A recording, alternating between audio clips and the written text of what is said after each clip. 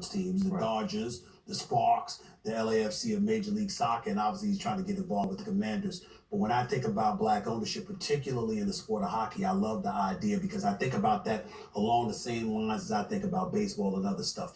The lack of participation is because how receptive are you showing the sport is to embracing minority communities. Speaking to a lot of people in hockey that I've come to know over the last few months or so, it's something that's incredibly important to them. They're paying attention to this. I know the NFL is paying attention to it. The NBA clearly is going to pay attention to it in the future as well. But I'm thinking along those lines in terms of you and wanting to know, you talked about the involvement of our community. Speak to how important that is in your estimation. And moving the clock up to today, we've sent over 20,000 kids at Division I programs.